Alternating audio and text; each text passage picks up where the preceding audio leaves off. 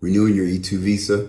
Here's some factors to consider. I'm immigration attorney Christopher Gaston at the Gaston Law Firm in Stuart, Florida. Here are 3 significant factors the government will consider when an individual is applying to renew his or her E-2 treaty investor visa. First factor, the government will consider whether the investment is still at risk in the business sense. That means the personal assets, funds that the investor transferred to the business to start the business, for example, purchasing equipment for the business, are still deployed in the business. The investor hasn't liquidated the fund, sold assets, taken the proceeds, and recovered his or her investment. That is how the government determines whether the investment is still at risk. A second factor is whether the business is marginal. When the government considers marginality, the government is trying to determine whether or not the business is operating as a real business and it's not just a job for the investor. It's not just creating enough revenue to provide for the investor and his or her family. A way the government will assess this is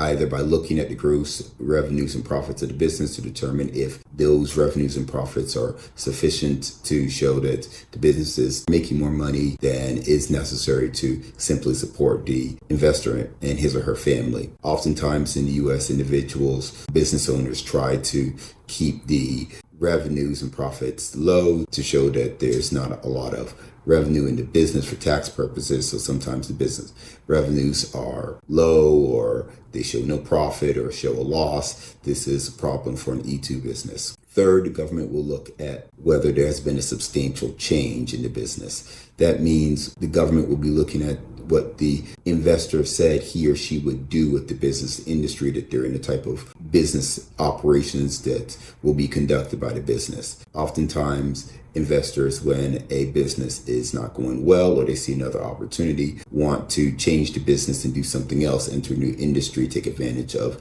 an opportunity. At this point, it would be necessary for the investor to contact the government and inform them that they have made a substantial change to the business. This needs to be done at the time of the substantial change. Don't wait till it's time to renew. If the investor is running the business, running the new business, new operations, and this is different than what was outlined in the business plan and the application for the original E-2, the government can determine that a substantial change has been made, and that can be the basis to deny the renewal of the E-2. Even if the new business is profitable and doing well and employing U.S. workers and so on and so forth. If you have questions about your E-2 visa or any other aspect of immigration law, contact me, Christopher Gaston, at the Gaston Law Firm in Stuart, Florida. You can reach us by phone, 772-219-0101, or you can find us on the web at www.gastonlawfirm.com.